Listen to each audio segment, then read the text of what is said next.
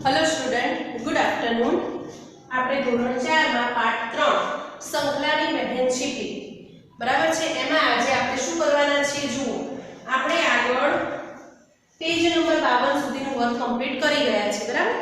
હવે page number 53 પર આપણે જે પહેલો પ્રશ્ન હતો એ પણ કરી દીધો છે બરાબર કે બોલવામાં સરખા લાગતા શબ્દો શોધીને લખો। હવે એના પછી આપણે શું કરવાનું છે જુઓ। જોડીમાં કામ કરો, કવિતાના આધારે લખો। દરેક આવતા શબ્દોનો ઉપયોગ કરી વાક્ય બનાવીને બોલો બરાબર। જુઓ અહીંયા આપણે પહેલું ઉદાહરણ આપ્યું છે। ક્રમ આપ્યો છે શું, કેવો, કેવી, કેવું।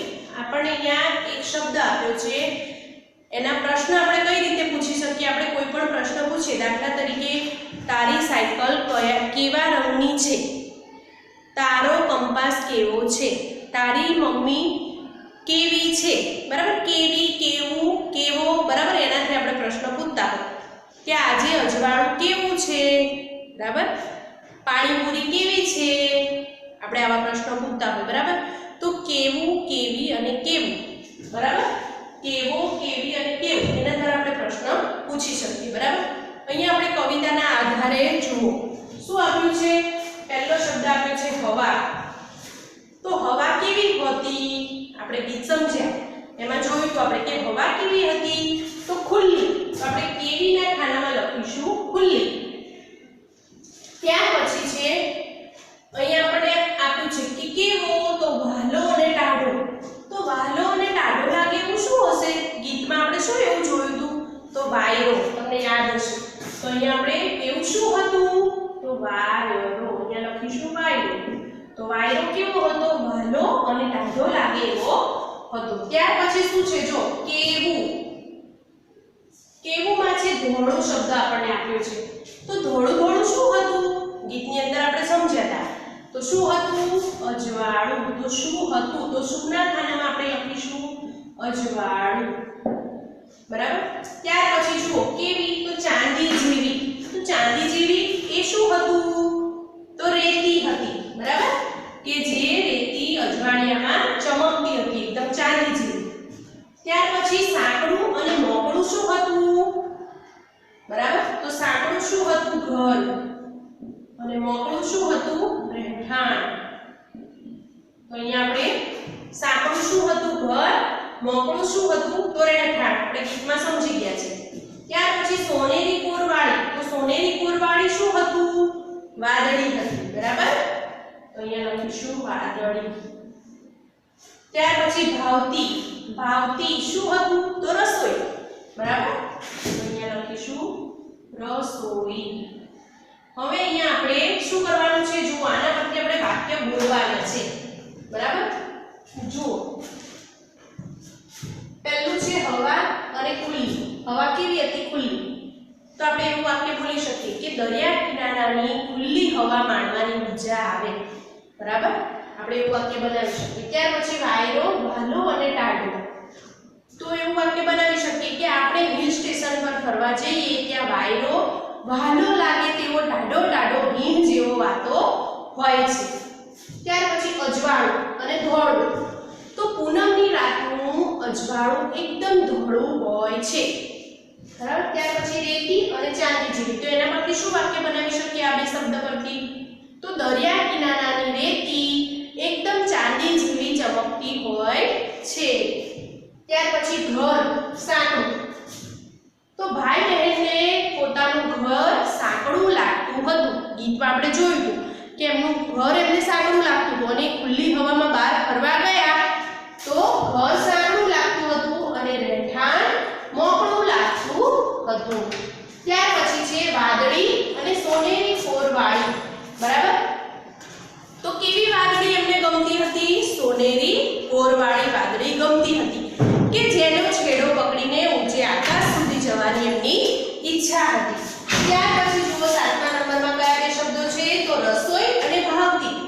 તો ભાઈ બહેન ભાવતી રસોઈ રાંધીને જમવાના છે અને મજા કરવાના છે બરાબર। ભાવતી રસોઈ રાંધશું અને મજા કરીશું બરાબર। આવા વાક્યો આપણે આ શબ્દો પરથી બોલી શકીએ। તમારે આ ટેક્સ્ટબુકની અંદર પૂરું કરવાનું છે, નોટબુકમાં લખવાનું નથી બરાબર। ટેક્સ્ટ ટેક્સ્ટબુકની અંદર કમ્પ્લીટ કરવાનું છે. સાથે સાથે અત્યારે આપણે જે વાક્ય બોલ્યા એ વાક્યની જગ્યા તમને ટેક્સ્ટબુકમાં આપી નથી નીચે વાક્ય લખવા માટે, તો એ વાક્ય તમારે રફ નોટમાં લખવાના રહેશે. ત્યાર પછીનો આપણે આગળનો પ્રશ્ન જોઈશું.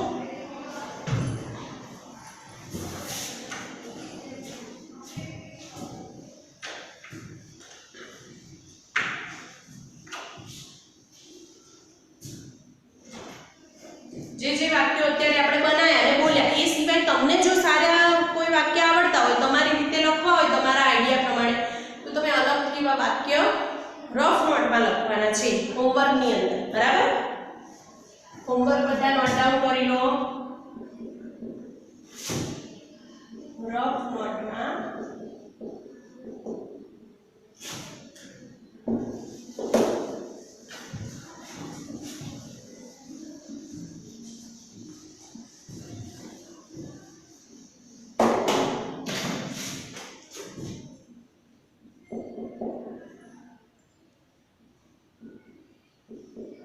રફ નોટમાં પેજ નંબર 53 પરના વાક્ય બનાવો.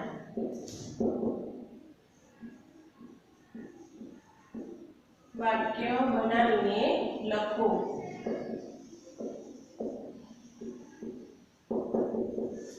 બરાબર છે? તમારું હોમવર્ક છે આટલું. હવે ત્યાર પછી જુઓ નીચેનો પ્રશ્ન, 2-3 વાક્યમાં પ્રશ્નના ઉત્તર આપો. હવે આપણે પ્રશ્નોના ઉત્તર જોવાના છે. આપણે ગીત સમજી ગયા છે. બરાબર? ભાઈ બહેન ઘરેથી ભાગી જવા શી યુક્તિ કરી? તો ભાઈ બહેનને પોતાનું ઘર સાંકડું લાગતું હતું, તેમને બહાર ફરવા જવું હતું. બરાબર? અજવાળી રાત્રે. તો એમને શું યુક્તિ કરી હતી? તો એમણે પોતાના ઓશિકા પર 2 ધાબળા ઓઢાડીને ભાઈ બહેન ચૂપચાપ ઘરમાંથી ભાગી ગયા હતા. ત્યાર પછી બીજો પ્રશ્ન છે, ભાઈ બહેન ભાગ્યા તેની મા બાપને કેમ ખબર ન પડી? તો ભાઈ બહેન મા બાપને ખબર ન પડે તે માટે યુક્તિ કરી હતી. શું કર્યું હતું? તો ઓશિકા પર એવી રીતે ધાબળા ઓઢાડીને ગયા હતા કે જેથી કરીને મા બાપને ખબર ન પડે કે ભાઈ બહેન ઘરમાં નથી. બરાબર? આવી એમને યુક્તિ કરી હતી, તેથી મા બાપને ખબર પડી નહીં. ત્યાર પછી છે ઘરની બહાર એવું શું શું છે જે ભાઈ બહેનને ખૂબ ગમે છે? તો ઘરની બહાર ખુલ્લી હવા છે, અજવાળી રાત છે. બરાબર? સરસ મજાની વાદળી છે, ઠંડો ઠંડો વાયરો વાતો હોય છે. તો આ બધું ભાઈ બહેનને ખૂબ જ ગમે છે. બરાબર? બહાર ઝાકળ છે, આ બધું ભાઈ બહેનને ગમતું હોય છે. ત્યાર પછી જુઓ ચોથો પ્રશ્ન, ચૂંદડી શાની બનેલી છે? આવી ચૂંદડી જોવાની મજા ખતમ ન થાય તે માટે તેઓ શું કરશે? તો ચૂંદડી આપણે ગીતમાં સમજ્યા કે ઝાકળની બનેલી છે. તો આ દ્રશ્ય છે એમને જોવાનું ખૂબ ગમતું હતું, તો એ ખતમ ન થાય તે માટે ભાઈ બહેન શું કરશે? તો ગીતમાં આપણે સમજાતા કે વાદળી, જે સોનેરી કોરવાળી વાદળી છે એનો છેડો પકડીને ઊંચે આકાશમાં જવું છે અને આ ઝાકળની ચૂંદડી બનાવનાર, બરાબર, એને શું કહેવાય? વણકર, સાળવી જેને કહેવાય. આપણે ગીતમાં સાળવી શબ્દ વાપર્યો છે, એટલે કે વણકર, જેને આવી ચૂંદડી બનાવી છે એને અમારે મળવું છે. બરાબર? કે મળીને એમ કેવું છે કે આ દ્રશ્ય પૂરું ન થાય, એટલે કે ઝાકળ હંમેશા પથરાયેલું જ રહે એવું અમારે એમને કેવું છે. બરાબર? ધરતી અને આકાશ જુદી રીતે સુંદર લાગે તે માટે ભાઈ બહેન શું કરશે? તો ધરતી અને આકાશ બંને સુંદર લાગે, પણ કેવા લાગે? અલગ અલગ. તો એના માટે શું કરે છે?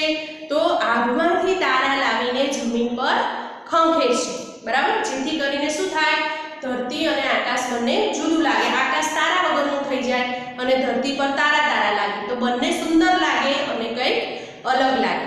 ત્યાર પછી શું કીધું છે કે સોનેરી કોરની વાદળીના ચંદરવા બાંધવા છે. બરાબર? જમીન પર, એટલે કે વાદળીને નીચે લાવીને એનો ચંદરવો, ચંદરવો એટલે કે મંડપ જેવું, માંડવું, એવું બાંધી દેવું છે. ચંદરવો બાંધવો છે જેથી કરીને ધરતી અને આકાશ અલગ લાગે. ચલો ત્યાર પછીનો પ્રશ્ન છે પેજ નંબર 54 પર, જે આપણે લખીશું. તમારે માત્ર ટેક્સ્ટબુકમાં લખવાનું છે, નોટબુકમાં લખવાનું નથી. જો ભાઈ બહેને જે કર્યું, જોયું, અનુભવ્યું તે લખો.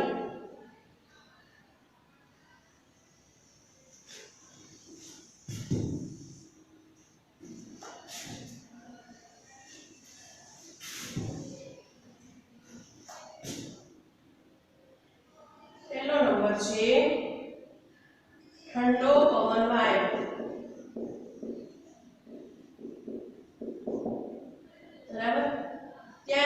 જો બીજો નંબર છે ઓશિકા પર ધાબળા ઉઠાડ્યા. ભાઈ બહેને એ દિવસે રાત્રે જે જે કંઈ કર્યું છે અનુભવ્યું છે આપણે અહીંયા લખીશું. ઓશિકા પર ધાબળા ઉઠાડ્યા. ત્યાર પછી શું કર્યું? ચૂપચાપ ઘરમાંથી ભાગ્યા. ધાબળા ઉડાડીને ચૂપચાપ ઘરમાંથી બંને ભાઈ બહેન ભાગે છે. બરાબર. ત્યાર પછી શું કર્યું? ત્રીજા નંબરમાં જુઓ, રૂપાળી રેતી, જેનો અનુભવ કર્યો કે કેવી સરસ લાગે છે. રૂપાળી રેતી જોઈ, જે જે વસ્તુ જોયું છે, અનુભવ્યું છે, કર્યું છે એ આપણે અહીંયા લખીશું. ત્યાર પછી ચોથા નંબરમાં શું કર્યું? તો ખેતર કોતર વટાવ્યા. ખેતર અને કોતર વટાવ્યા હતા. બરાબર. ત્યાર પછી પાંચમા નંબરમાં એમને બીજું શું જોયું હતું? તમારે યાદ કરવાનું. તો વહેતું ઝરણું જોયું હતું ને, તો અહીંયા લખીશું વહેતું ઝરણું. પાંચ નંબર. ત્યાર પછી છઠ્ઠા નંબરમાં શું જોયું હતું? તો આંબાવાડીયું ફૂંદી વળ્યા.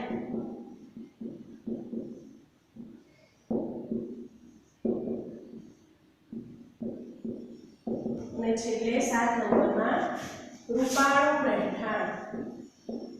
આવું સરસ રૂપાળું રહેઠાણ એમને જોયું હતું, જે ખૂબ મોકળાછાળું હતું, જેમને ખૂબ ગમતું હતું. બરાબર. તો અહીંયા આ રીતે જે લખ્યો છે પ્રશ્ન એ તમારે ટેક્સ્ટ બુકમાં લખવાનું છે. બરાબર, નોટબુકમાં નથી લખવાનું. ત્યાર પછીનો પ્રશ્ન જુઓ, કવિતાના આધારે ફકરો પૂર્ણ કરો. બરાબર. આપણે કવિતા જે જોઈ છે એમાં શું શું શું ઘટનાક્રમ બનતો જાય છે એ પ્રમાણે આપણે આખો ફકરો પૂરો કરવાનો છે. હું અહીંયાથી બોલીશ, તમારે ટેક્સ્ટ બુકની અંદર પૂરો કરવાનો રહેશે. બરાબર. જુઓ, મારી અને મારા ભાઈ અથવા બહેન, ઓબ્લિક આપ્યું છે. ભાઈ હોય તો ભાઈ અને બહેન હોય તો બહેનનું નામ લખવાનું. મારી અને મારી બહેન હેતવીની એકાએક ઊંઘ ઉડી ગઈ. પછી અમે આ ઘરમાંથી નીકળી જવાનો પ્લાન બનાવ્યો, એટલે કે યુક્તિ કરી. સૌથી પહેલા એક યુક્તિ વિચારી. અમે ઓશિકા ઉપર 2 ધાબળા ઉઠાડ્યા અને ચૂપચાપ ઘરમાંથી બહાર ભાગી ગયા. બહાર ઠંડો પવન વાતો હતો, તેની મોજ માણી. અજવાળી રાત્રે ખેતર અને કોતર વટાવતા અમે આખો આંબાવાડિયું ખૂંદી વળ્યા. રૂપેરી રેતી વેરાયેલી હતી, તેની પાસે ઝરણું વહેતું હતું. અમને સાકડું ઘર છોડી આ મોકળું રૂપાળું રહેઠાણ ખૂબ ગમી ગયું. બરાબર. અને જો તમને આ રીતે લાઈન આપી છે, લાઈનની અંદર તમારે આખો પેરેગ્રાફ પૂરો કરવાનો છે. લાઈનસર આ રીતે જ આવશે. જો, એકાએક મારી અને મારા ભાઈ કે બહેનની નિંદ્રા ઉડી ગઈ, એટલે કે ઊંઘ ઉડી ગઈ. બહાર ઠંડો પવન વાતો હતો. પછી શું યુક્તિ કરી? તો ઓશિકા પર ધાબળા ઉઠાડ્યા. પછી ચૂપચાપ ઘરમાંથી ભાગ્યા. બહાર જઈને એમને શું કર્યું? રૂપાળી રેતી જોઈ, ચમકતી સરસ મજાની. ત્યાર પછી ખેતર અને કોતર વટાવ્યા. એમ કરતા આખું આંબાવાડિયું ખૂંદી વળ્યા. રેતીની પાસે ઝરણું વહેતું હતું એ જોયું અને આવું સરસ મજાનું રૂપાળું મોકળું રહેઠાણ જોયું. બરાબર. અને એમને ખૂબ ગમી જાય છે. ત્યાર પછી જુઓ નીચેનો પ્રશ્ન, જોડીમાં કામ કરો. એકબીજાની સામે બેસો અને 1 મિનિટ સુધી જોયા કરો. તે પછી નીચેની શબ્દજોડ મોટેથી વાંચો. અહીંયા જુઓ, આપણને કેટલાક શબ્દો આપ્યા છે. એ શબ્દોમાં નીચે અંડરલાઈન આપી છે. દાખલા તરીકે લ લી ત શબ્દ આપ્યો છે, તો તની નીચે અંડરલાઈન છે, જેમાં આપણે લ લી ત બોલીએ ને એમાં પાછળ અ સાયલેન્ટ છે, આપણને સંભળાય નહીં, આપણે બોલતા નથી પણ અ સંભળાય છે આપણને. બરાબર. લ લી ત. પછી જુઓ, લલિતા આ, લલિતા આ, પાછળ આ જેવું બોલાય. બરાબર. આ સાયલેન્ટ છે પણ આપણને સમજાય કે આની પાછળ આપણે આ બોલીએ છીએ. તો અ અને આ વાળા કેટલાક એવા શબ્દો છે જેની નીચે અંડરલાઈન છે એ શબ્દની પાછળ અ બોલાય છે અને આ બોલાય છે. જુઓ, અ વાળા પહેલા જોઈએ તો લલિત, શેઠ, મન, પવન, સરસ. ત્યાર પછી આ વાળા જોઈએ તો લલિતા, શેઠાણી, માન, પાવન, સારસ. બરાબર. એવી જ રીતે નાનો ઈ અને મોટો ઈ. તો ઈ બોલીએ ત્યારે જુઓ, દીન, જ્યાં જ્યાં અંડરલાઈન છે ને એ શબ્દ તમે બોલશો એટલે પાછળ ઈ તમને સમજાશે. દીન. બરાબર. દી ઈ સમજાય છે પાછળ. દી બોલો એટલે પાછળ ઈ લાગે. દિન, દિવસ, ભૂમિતિ, ખડીયો, આગિયો, પરોડિયું. એવી જ રીતે મોટા ઈ વાળા શબ્દો જોઈએ. દીન, દીકરો, દીપિકા, લીમડો, બગીચો, દર્શનીય. ત્યાર પછી એવી જ રીતે મોટો ઉ અને નાનો ઉ. બરાબર. તો જો હોળું, હોળું ઉ પાછળ આવે છે. તો એવા શબ્દો કેટલાક છે જે અંડરલાઈન કરી છે એ શબ્દ બોલશો એટલે પાછળ ઉ લાગશે. હોળું, સસલું, જુસ્સો, મુક્ત, દુશ્મન, દુશ્મન, દુ બોલો એટલે પાછળ ઉ તરત જ બોલે છે. સૂર, સુંદર, સુખ, તંબુ, કુળ, પૂજા, ખેડૂત, મજબૂત, દૂષિત, ઊખ, બૂમ. ખ્યાલ આવ્યો? અહીંયા આપણે આ શબ્દો માત્ર વાંચવાના હતા. બરાબર. ત્યાર પછી જુઓ આગળનું પેજ 55 નંબરનું પેજ. શબ્દોમાં અક્ષરો સાથે જોડાયેલી નિશાનીઓ જુઓ. જુઓ શબ્દમાં કઈ કઈ નિશાનીઓ જોડીને આપણને ચોથું ધોરણ લખીને આપ્યું છે. બરાબર. તો ચોથા ધોરણમાં જુઓ આપણને કઈ રીતે જોડણીને છૂટી પાડવાની કીધી છે. અહીંયા લખ્યું છે કે ચોથું ધોરણ. બરાબર. તો એમાં જુઓ પહેલા છે ચો. તો ચોમાં કઈ કઈ જોડણી છૂટી પડે છે? તો ચ પ્લસ કાનો અને માત્ર એટલે ચો થાય. બરાબર. પછી થુ. તો થ પ્લસ મીંડું અને રસવા વાળું ચોથું. પછી ધો. તો ધોમાં ધ પ્લસ દાનો અને માત્ર એટલે ધો બનશે. પછી ર. તો એમાં ર જ રહે. બરાબર. અને અણ કે જેમાં એકલો અણ જ છે. તો આ રીતે એની આખી જોડણીને છૂટી પાડેલી છે. બરાબર. ત્યાર પછીનો આગળનો જે પ્રશ્ન છે એમાં જુઓ કોષ્ટકમાં લીટી કરેલ અક્ષરને રસ્વય, દીર્ઘય, રસ્વાવાળું કે દીર્ઘાવાળું એમાંથી યોગ્ય નિશાની લગાડો. બનેલા શબ્દનો ઉપયોગ કરી વાક્ય બનાવો. બરાબર. જુઓ અહીંયા આપણે આ કોષ્ટક જોઈએ છે આગળનું જે તમારે ટેક્સ્ટબુકમાં લખવાનું રહેશે, નોટબુકમાં લખવાનું નથી.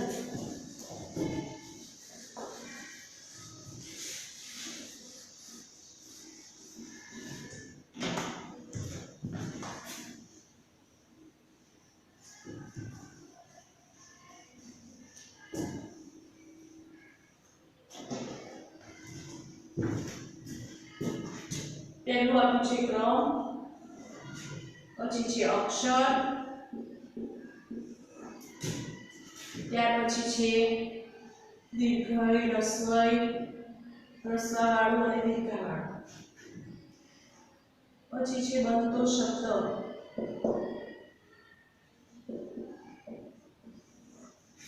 ત્યાર પછી છે વાક્ય બનાવવાનું છે. ખ્યાલ આવ્યો? જો પહેલું છે ઉદાહરણ આપણને આપ્યું છે ખજૂર. બરાબર.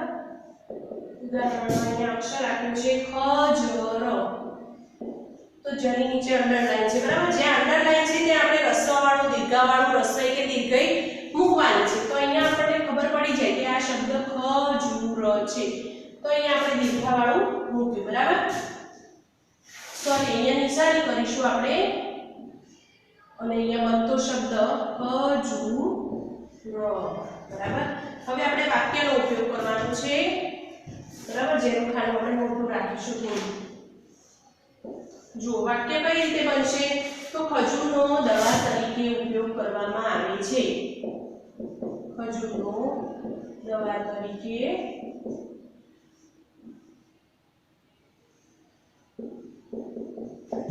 ઉપયોગ કરવામાં આવે છે અથવા તો ખજૂર મને ખૂબ ભાવે છે. આવું વાક્ય પણ આપણે બનાવી શકીએ. બરાબર. ખજૂર શિયાળામાં વધારે ખવાય છે, હોળીમાં પણ ખવાય છે. ત્યાર પછી પહેલું વાક્ય છે. જુઓ શું આપ્યું છે? ઘરનો, જેની નીચે અંડરલાઈન છે. તો આમાં આપણે શું ઉમેરી શકીએ? તો દીર્ઘય. દીર્ઘય ઉમેરવાથી અહીંયા આપણે દીર્ઘય ઉમેરીશું એટલે અહીંયા શબ્દ બનશે ઘી. તો જો અહીં ગાયનું ઘી મળે છે. આવું વાક્ય આપણે બનાવી શકીએ. અહીં ગાયનું ઘી મળે છે અથવા તો એવું પણ વાક્ય બનાવી શકીએ કે ગાયનું ઘી ખાવામાં શરીર માટે ખૂબ જ સારું છે. બીજા નંબરનું છે જઈ. એમાં જ નીચે અંડરલાઈન છે તો એમાં આપણે દીર્ઘવાળું મૂકીશું જેથી અહીં થશે જુઈ. બરાબર. તો બાગમાં જુઈના છોડ પણ હોય છે. જુઈના છોડ પણ હોય છે. બીજું પણ વાક્ય એવું બની શકે કે જુઈના ફૂલ મને ગમે છે. બરાબર. આવું વાક્ય પણ આપણે લખી શકીએ. તમને જે રીતે વાક્ય આવડે એ પ્રમાણે તમે અલગ વાક્ય પણ લખી શકો છો. બરાબર. તમારે ટેક્સ્ટ બુકમાં લખવાનું છે. પછી શું છે કંછડ. તો બેની નીચે અંડરલાઈન છે જુઓ. તો અહીંયા આપણે પહેલા શબ્દમાં દીર્ઘવાળી મૂકીશું, દીર્ઘવાળું કરીશું અને જમા દીર્ઘ ઈ કરીશું. બરાબર. જેથી કરીને શબ્દ બનશે ઉખડી. અહીંયા આપણે નિશાની મૂકવાની છે. નિશાનીમાં એક આપણે આ નિશાની અને એક દીર્ઘની નિશાની. બરાબર. આ રીતે મૂકીશું. તો પૂંછડી શબ્દમાંથી આપણે શું કરીશું વાક્ય બનાવીશું કે હાથીની પૂંછડી ટૂંકી હોય છે. કૂતરાની પૂંછડી નાની હોય છે. આવું પણ વાક્ય આપણે બનાવીશું. ચોથા નંબરમાં છે પેન્સલ. શું લખીશું પેન્સલ. તો અહીંયા અંડરલાઈન આપી છે. બરાબર. તો અહીંયા આપણે શું કરીશું રસવઈ મૂકીશું જેથી કરીને શબ્દ બનશે પેન્સિલ. મારી પાસે નટરાજની પેન્સિલ છે. આવું વાક્ય બની શકે. મારી પાસે લાલ રંગની પેન્સિલ છે.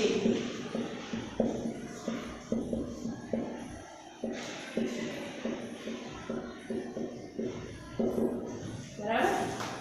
પાંચમો નંબર છે પુસ્તક. શું લખ્યું છે જો પુસ્તક. જેમાં અહીંયા અંડરલાઈન આપી છે. બરાબર. સોરી ફોર્મમાં છે અંડરલાઈન. તેમાં આપણે રસવા વાળું મૂકવાથી શબ્દ બનશે પુસ્તક. મને પુસ્તક વાંચવાનો શોખ છે. વરસાદથી મારું પુસ્તક પલળી ગયું. ગમે તે વાક્ય આપણે લખી શકીએ.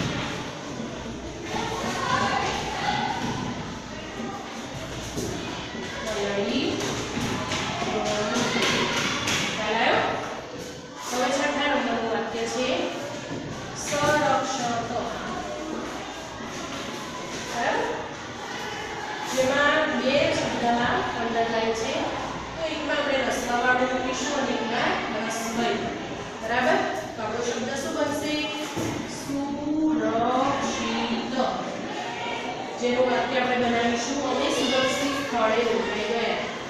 અમે સુરક્ષિત સ્થળે રોકાઈ ગયા.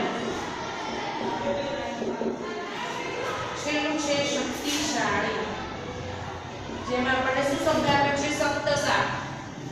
શક્તશાળ. જેમાં અહીંયા અંડરલાઈન આપી છે જુઓ.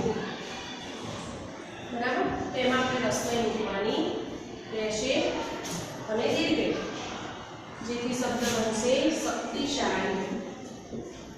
તો એમાં આપણે કયું વાક્ય બનાવી શકીએ તો ભારતનું સૈન્ય શક્તિશાળી છે એવું વાક્ય આપણે બનાવી શકીએ. ભારતનું સૈન્ય શક્તિશાળી છે. બરાબર. આ રીતે તમારે આખો કોષ્ટક છે ટેક્સ્ટ બુકમાં લખવાનો છે. બરાબર. ત્યાર પછી આગળનો પ્રશ્ન આપણે જોઈએ. વાર્તા મોટેથી વાંચો અને પ્રશ્નોના જવાબ લખો. અહીંયા આપણને શું આપ્યું છે સરસ મજાની એક વાર્તા આપી છે. એ વાર્તા આપણે વાંચીશું. બરાબર. આ કોષ્ટક બધાને લખાઈ ગયું છે. વાર્તા વાંચીશું. એ પરથી કેટલાક પ્રશ્ન આપ્યા છે તો એ પ્રશ્ન પણ આપણે લખીશું. ટેક્સ્ટ બુકમાં જ આપણે લખવાના છે સાથે સાથે. બરાબર.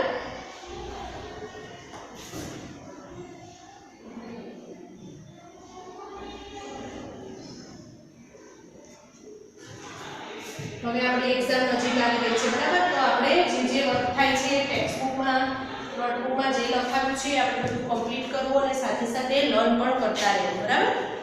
ચલો આપણે અહીંયા એક પેરેગ્રાફ વાંચીએ છીએ.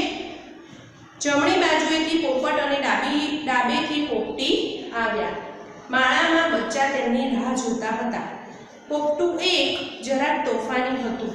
તે બધાને ખસેડીને આગળ આવી ગયું. પોપટીએ તેની ચાંચમાં ઈયળ મૂકી, પછી તેને પગ વડે ખસેડ્યું. પોપટીએ પોપટું 2, પોપટું 4 ને ખાવાનું આપ્યું.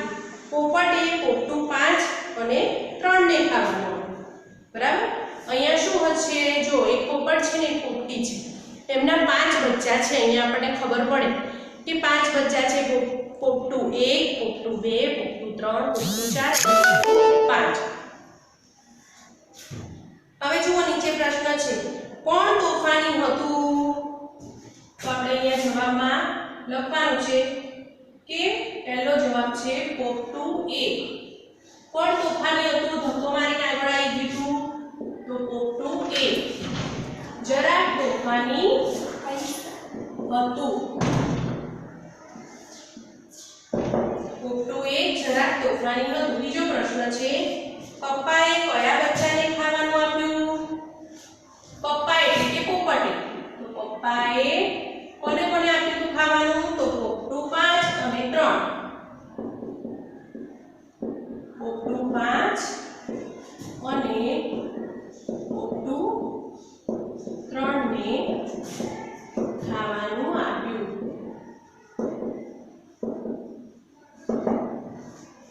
ત્યાર પછી ત્રીજો પ્રશ્ન છે, ઈયળના બચ્ચાનું નામ શું હશે? તો આપણે એવી કલ્પના કરવાની, ઈયળના બચ્ચાનું નામ ઈળું કે ઈળી હશે. ઈયળના બચ્ચાનું નામ ઈળું કે ઈળી હશે. આવી કલ્પના કરવાની. જેમ કે પોપટના બચ્ચાનું નામ પોપટું હોય તો ઈયળના બચ્ચાનું નામ ઈળું કે ઈળી એવું કંઈક હશે. ચોથો પ્રશ્ન છે, આ કુટુંબમાં કેટલા સભ્યો છે? તો આપણે ગણવાના, પોપટ અને પોપટી અને એમના 5 બચ્ચા એટલે ટોટલ 7. તો અહીંયા લખવાનું કે આ કુટુંબમાં 7 સભ્યો, આ કુટુંબમાં 7 સભ્યો છે.